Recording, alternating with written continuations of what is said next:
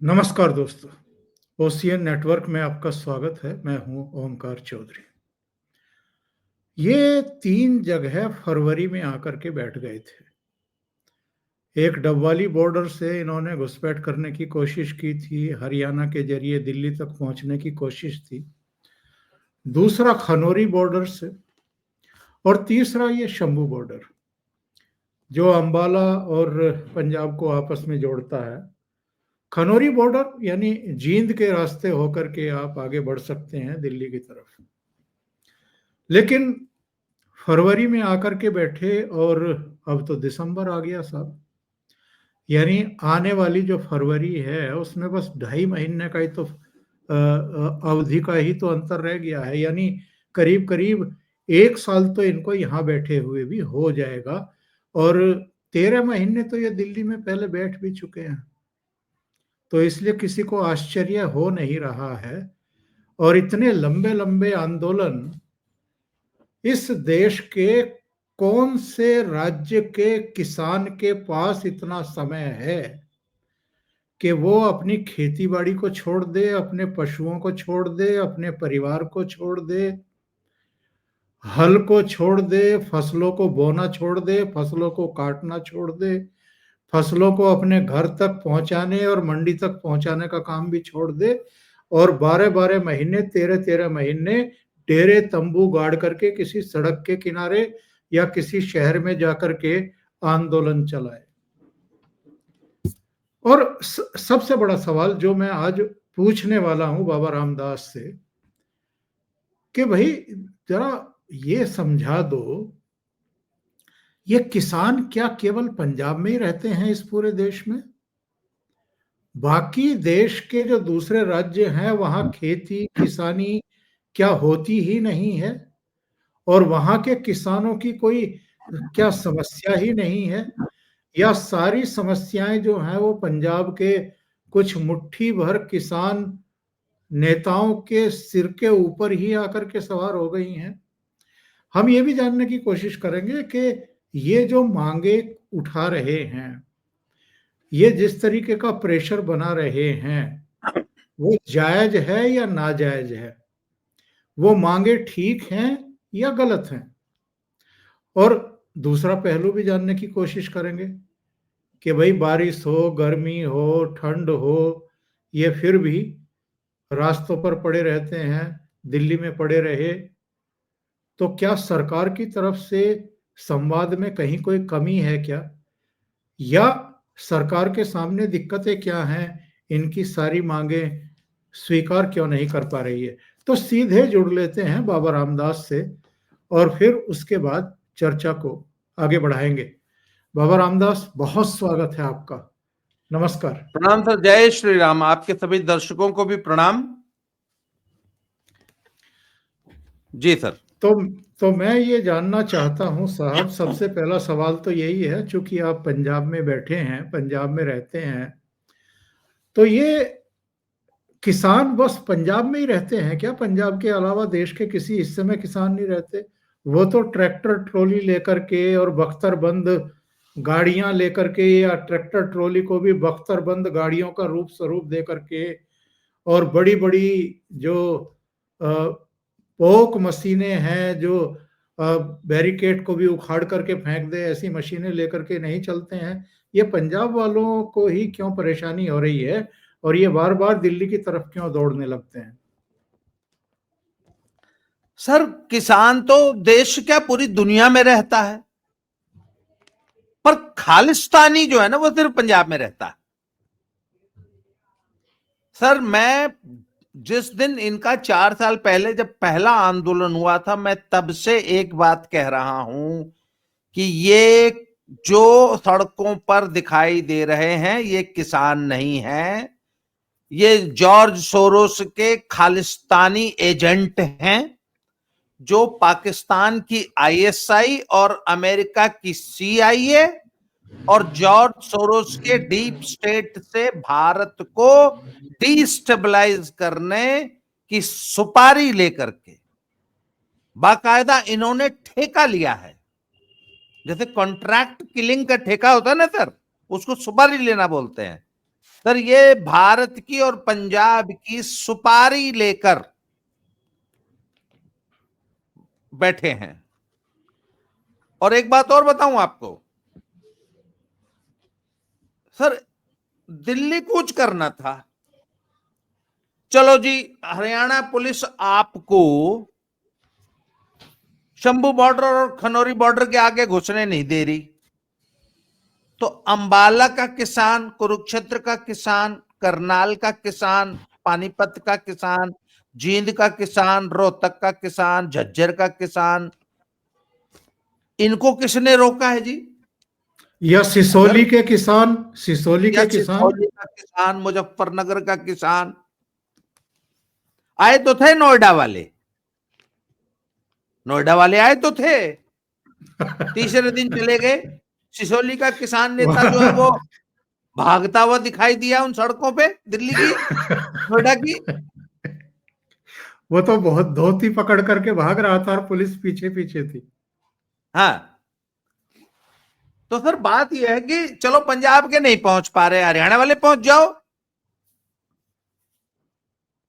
और सर आज मैं आपको बताऊं, आज सुप्रीम कोर्ट ने टिप्पणी की है कि भैया जगजीत सिंह डल्लेवाल का स्वास्थ्य जो है देश के लिए बहुत जरूरी है, वो किसानों के नेता हैं, किसानों की लड़ाई लड़ रही हैं, और ये राज्य सरकार को चाहिए कि उनके स्वास्थ्य का ध्यान दे, उनके हितों का ध्यान दे, उनका ध्यान रखे।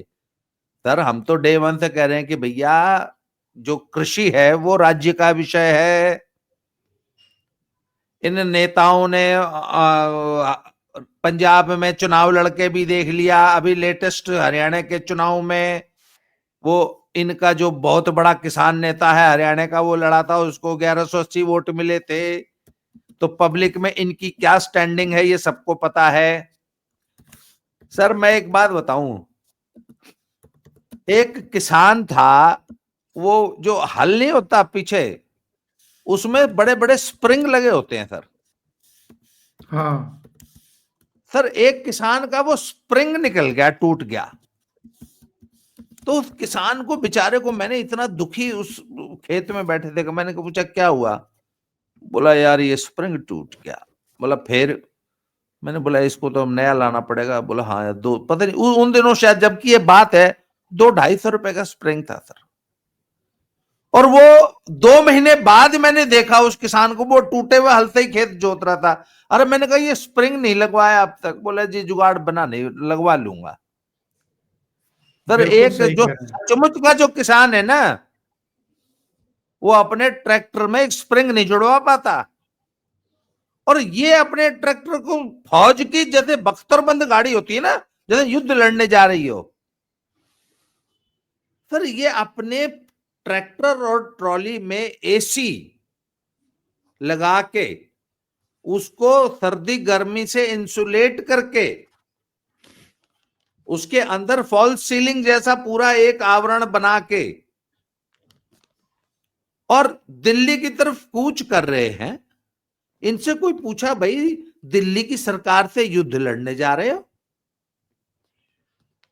जब ये इन्होंने कहा कि हम दिल्ली आ रहे हैं, तो उन्होंने बोला नहीं नहीं आपको दिल्ली आने की जरूरत नहीं है, आपको तकलीफ होगी, हम वहीं आ रहे हैं चंडीगढ़, जो बात करनी हमसे वहीं बैठ के कर लो। सर ये गए ही नहीं चंडीगढ़ बात करने। अच्छा, ये इतना झूठ बोलते हैं, सफेद झूठ बोलते हैं इनके नेता, कि भारत सरकार हमारी बात नहीं सुनती। सर जब आपको याद है, वो तोमर जी थे कृषि मंत्री, जब ये दिल्ली के बॉर्डर पे बैठे थे, सर हर नरेंद्र सिंह रोज तोमर। वार्ता होती थी, हर रोज वार्ता 22 होती थी। 22 दौर की बातचीत हुई थी, 22 दौर की बातचीत। अच्छा, ये किस एटीट्यूड से बात करने जाते थे कि सरकार ने इनके लिए जलपान की व्यवस्था की, तो इन्होंने कहा हम तुम्हारा पानी तक नहीं पिएंगे, हम तो अपना पानी खुद लेके आए हैं। सर इस एटीट्यूड के से आप समझौता वार्ता करने जाते हैं? आप बताइए, मतलब आप तो ऐसी बात कर रहे हैं कि जिससे सरकार आपकी दुश्मन हो। अच्छा, एक सर बोला प्रधानमंत्री जी नहीं आए। अरे भैया कैबिनेट का जब मंत्री आता है तो इसका मतलब भारत की सरकार आपसे बात करने आई है। तो सर जब कृषि मंत्री आपसे बात कर रहा है तो इससे ज्यादा भारत सरकार क्या कर सकती है? तो सर ये सिर्फ बहाने हैं। अच्छा, दूसरी बात है, इनकी मुझे आज तक कोई किसान नेता नहीं मिला जो ये बता सके कि तुम्हारी मांग क्या है। बोला भाई तुम्हारी मांग क्या है? बोला इनकलाब जिंदाबाद। बोला तानाशाही नहीं चलेगी। बोला किसकी तानाशाही नहीं चलेगी? इनके पास फिर कोई जवाब ही नहीं होता। आज आप किसी किसान नेता से पूछ लीजिए भाई तुम्हारी मांगे क्या है, किस बात का अनशन लेके किए बैठे हो? बोला एमएसपी की लीगल गारंटी चाहिए। वो होती क्या है लीगल गारंटी? एमएसपी आपको किस प्रोड्यूस पे चाहिए, इनको ये तक क्लियर नहीं है।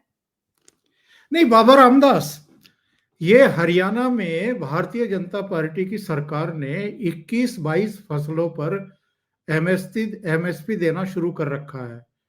ये पंजाब सरकार पे प्रेशर क्यों नहीं बिल्डअप करते कि भाई आप भी जितना हरियाणा दे रही है उतना आप भी दो?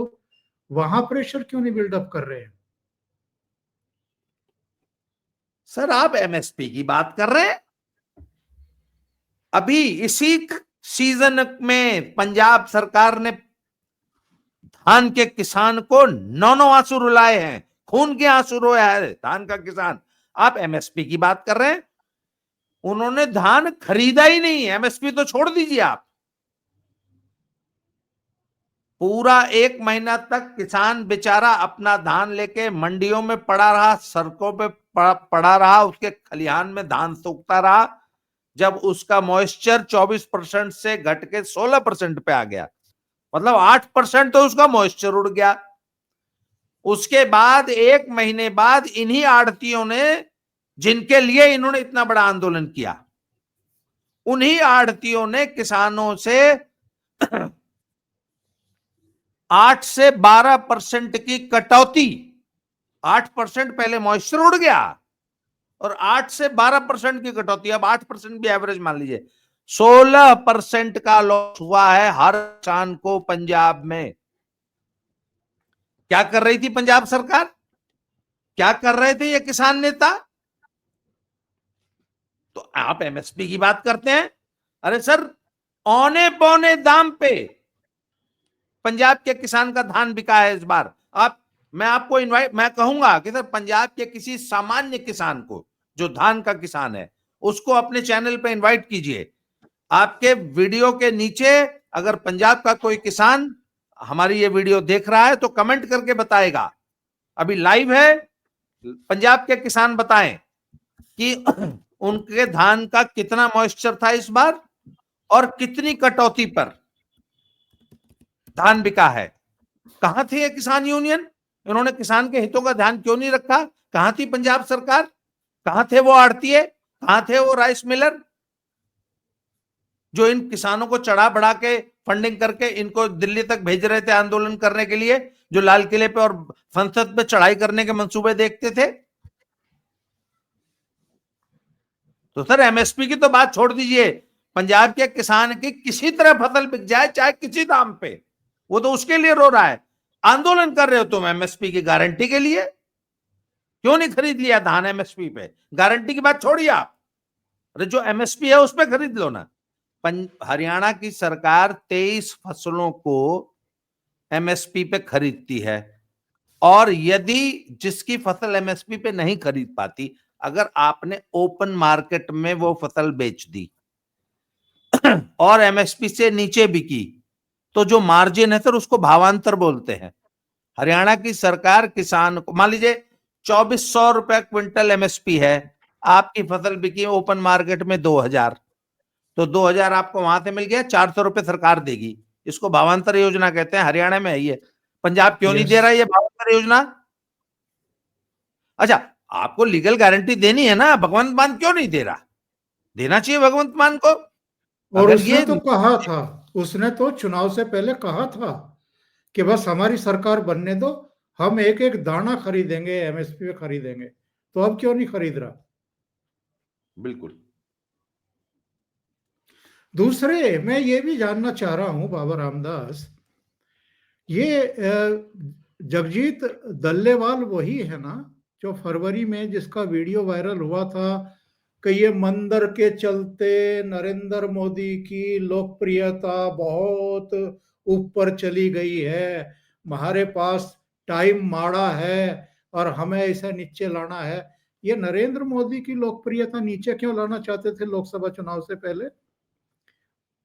सर अगेन ये डीप स्टेट का एजेंडा था। डीप स्टेट जैसे दुनिया भर में अमेरिका और डीप स्टेट अपने कठपुतली, अपने मनमाफिक राष्ट्राध्यक्ष चाहता है दुनिया के हर राज्य में, हर स्टेट में, हर देश में।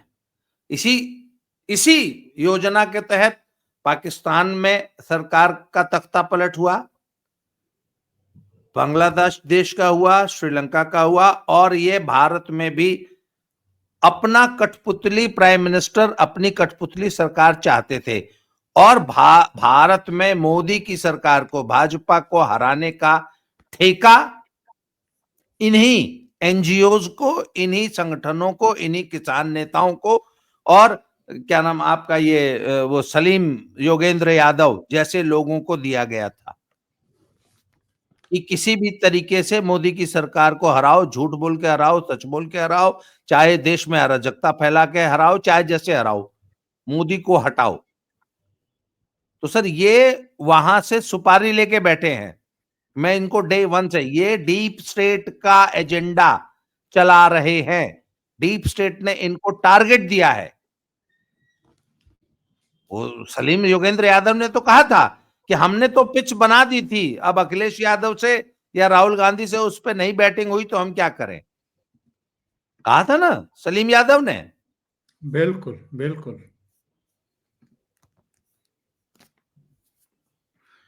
एक मैं ये भी जानना चाहता हूँ, वहाँ पंजाब में चूंकि आप रह रहे हैं, आपका मूवमेंट भी बहुत रहता है, ना केवल पंजाब बल्कि देश के अलग अलग हिस्सों में भी। पंजाब में जो आम किसान है, पंजाब का जो आम नागरिक है, और जहां इन्होंने ये अपना जमावड़ा लगाया हुआ है, शंभू बॉर्डर, खनौरी बॉर्डर, यहाँ के आसपास के ग्रामीणों की मन स्थिति इस समय क्या है? सर 4 साल पहले जो आंदोलन हुआ था उसमें उस आंदोलन को आम नागरिकों का, इवन शहरियों का और सभी किसानों का जबरदस्त समर्थन था।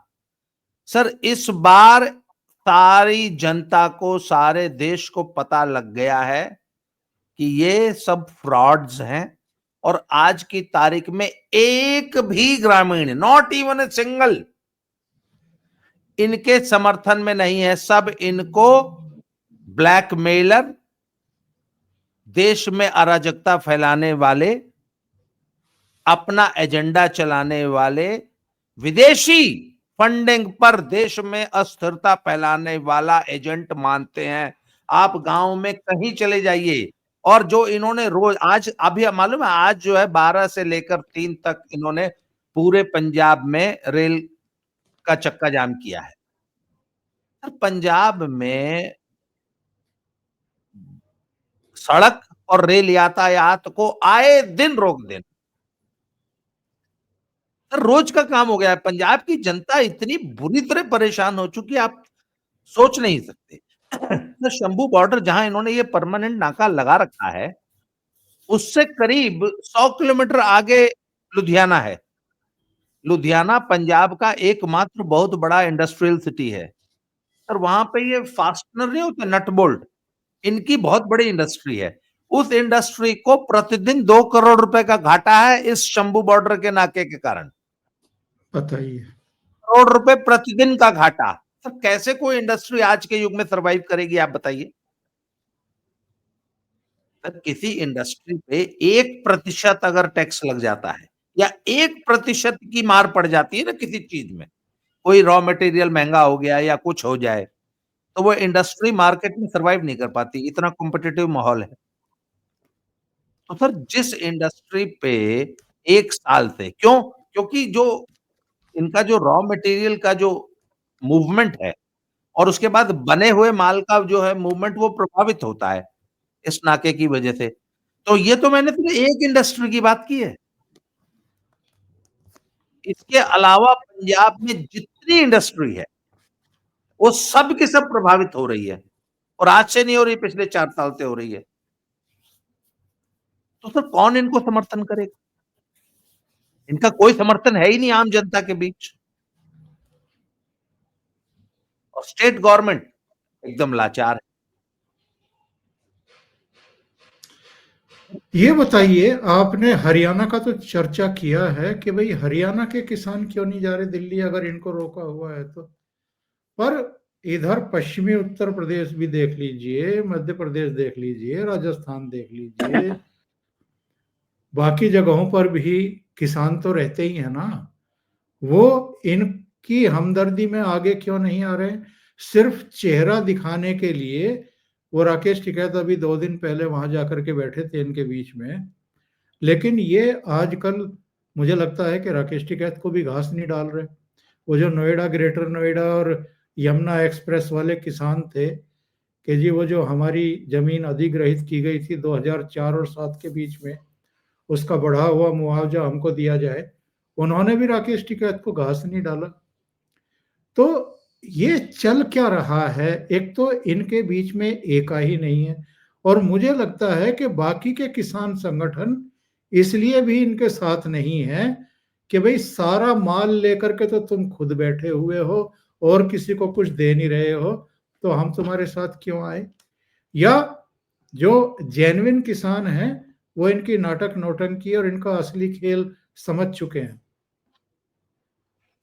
सर वो एक तो ये बात एकदम सच है कि जो असली किसान है सर, वो तो दरअसल पिछले आंदोलन में ही इनका खेल समझ गया था कि इनको हमारे हितों से, भारत के कृषि से, भारत के किसान से कोई मतलब नहीं है। ये अपनी राजनीतिक रोटियां सेक रहे हैं सब लोग।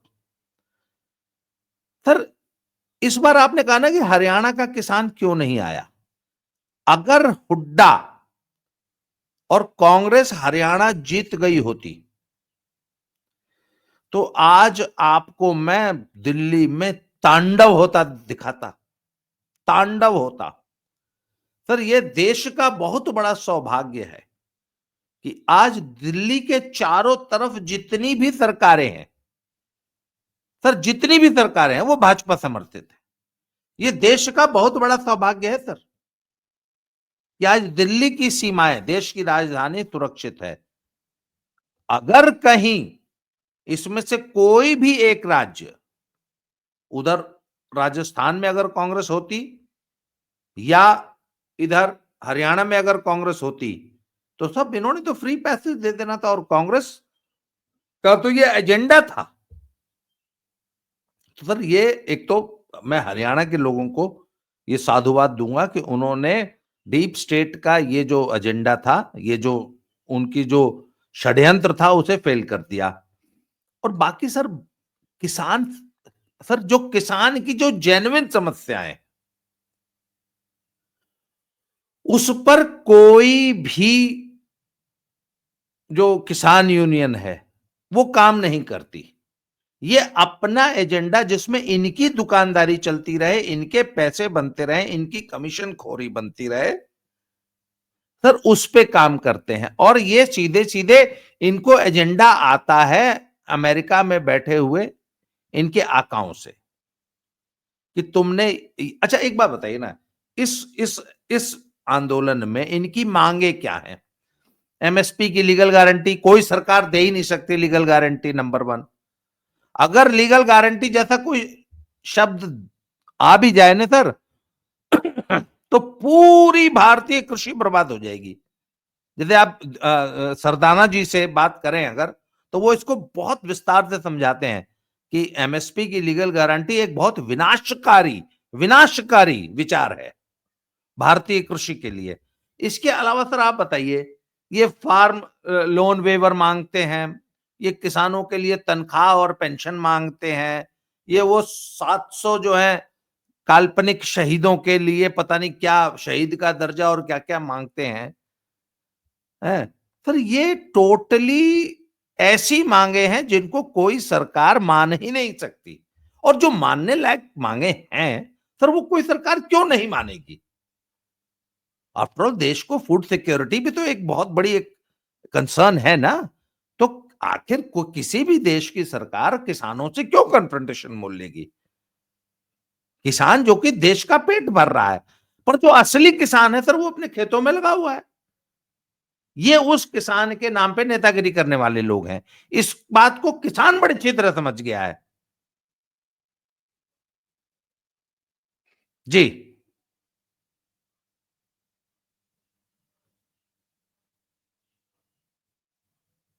आप म्यूट हैं सर, आप म्यूट हैं।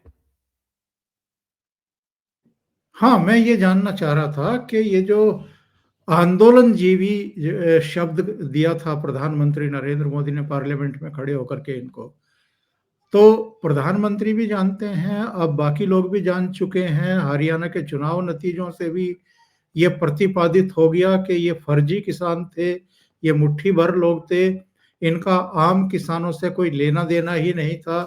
चुनाव नतीजों ने भी ये बता दिया कि वो भारतीय जनता पार्टी के साथ है, नरेंद्र मोदी के साथ हैं, और हरियाणा सरकार ने जो भी काम किए हैं वो उससे खुश हैं, संतुष्ट हैं। इसके बावजूद अगर ऐसे फर्जी किसान नेताओं के खिलाफ कोई कड़ी कार्रवाई नहीं कर रही है सरकार, केंद्र के स्तर पर भी, राज्य के स्तर पर भी, तो ये भी मैं तो कहूंगा कि उनकी तरफ से एक समझदारी ही है कि भाई बेवजह इनको भाव ना दिया जाए, बेवजह इनको नेतागिरी चमकाने का और मौका ना दिया जाए। सर ये इनका एकमात्र जो लक्ष्य है ना कि इनको किसी तरह वो तस्वीर मिल जाए जहां ये विक्टिम कार्ड प्ले कर सके कि देखो हाय सरकार ने हमको बहुत मारा। और ये जानबूझकर सरकार से, पुलिस से भिड़ते हैं कि किसी तरह सरकार या पुलिस हमको एक बार पीट दे और वो पिटाई का वीडियो और फोटो हमको मिल जाए, जिससे फिर हम सारी दुनिया में ये दिखा सके कि देखो हाय मोदी कितना जालिम है और मोदी ने हमको बहुत मारा। तो मोदी वो मौका इनको दे नहीं रहे। वो कहते चाहे तुम कुछ कर लो, हम तुमको पीटेंगे नहीं और हम तुमको भगाएंगे नहीं, बैठे रहो, करो भैया आंदोलन। सर इनका सबसे बड़ा हिमायती ट्रूडो बनता था। जब खुद ट्रूडो के यहां आंदोलन हुआ तो दूसरे दिन घोड़े दौड़ा दिए थे उनके ऊपर। Yes yes. इसी ट्रूडो ने, जो कि हमको ये डेमोक्रेटिक वैल्यूज का लेक्चर पिलाता था।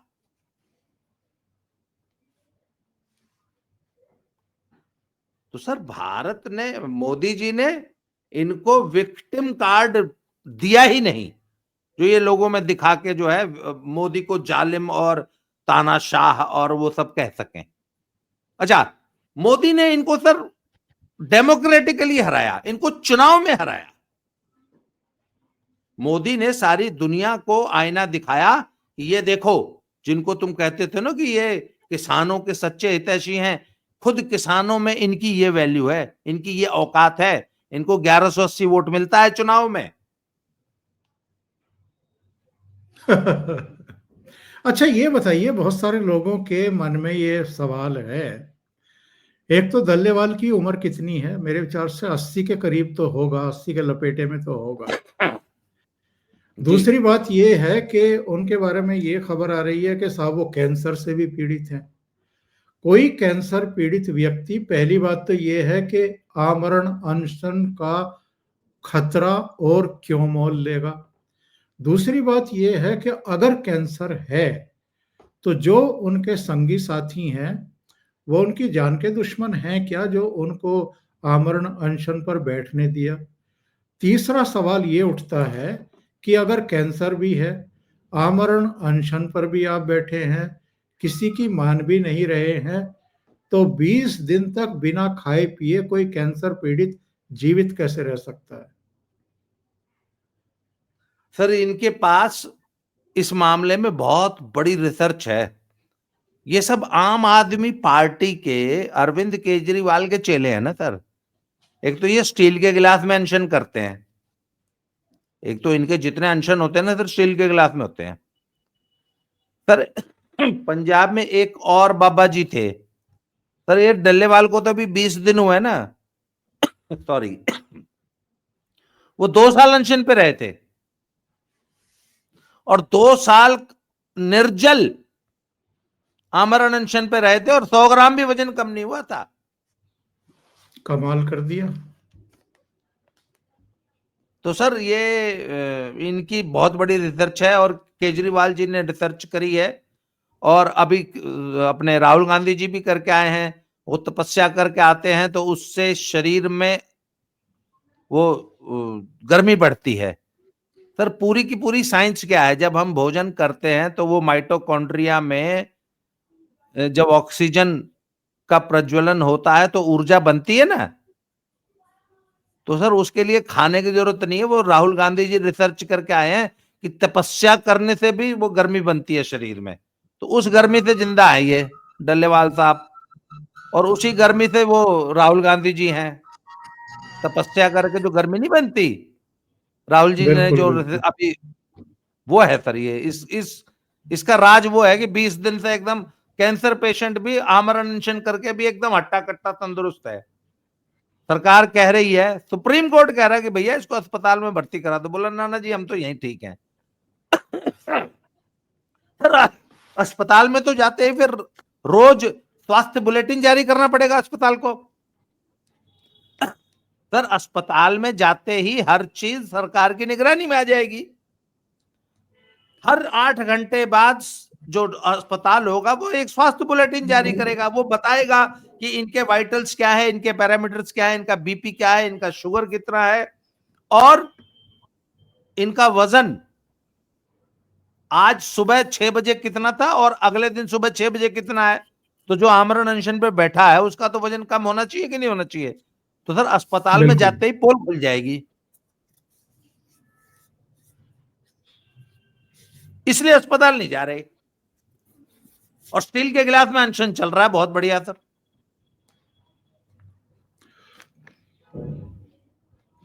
यानी टैक्टिस इनकी ये है कि इस तरीके से भी प्रेशर बिल्डअप करो और किसी जी तरह बॉर्डर खुलवा दो। पर बॉर्डर तो नहीं खुलेंगे, मुझे लगता नहीं बाबा जी के इस बार बॉर्डर खुलेंगे और इनको दिल्ली में पैर रखने देगी मोदी सरकार। नहीं सर, बॉर्डर तो खुलने होते तो 10 महीने पहले खुल गए होते। और अब तो सैनी साहब की जो सरकार है ना, वो तो खट्टर साहब से ज्यादा सख्त है। खट्टर साहब तो, अच्छा अब इन्होंने कहना शुरू कर दिया है कि खट्टर तो देवता था। एक बात बता दूं हाँ आपको। वो तो मैंने वहां जयपुर में नहीं कहा था अपने प्रोग्राम में, जयपुर जी डायलॉग में, क्या ये हाँ योगी योगी चिल्ला रहे हैं, योगी जिस दिन बन जाएंगे उस दिन मोदी को देवता बताएंगे ये सारे। बिल्कुल बिल्कुल। तो इन्होंने खट्टर को देवता बताना शुरू कर दिया। बोला ये सैनी तो बहुत जालिम है, खट्टर तो देवता था।